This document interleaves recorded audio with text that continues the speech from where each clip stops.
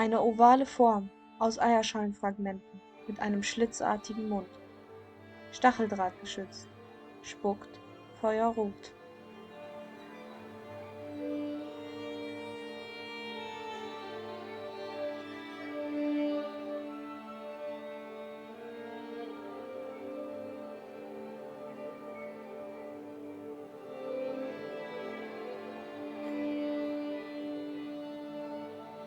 Etwas unterhalb, gegenüber dieser Feuerattacke, sind zwei Eierschalenköpfe in einem Kanal dargestellt.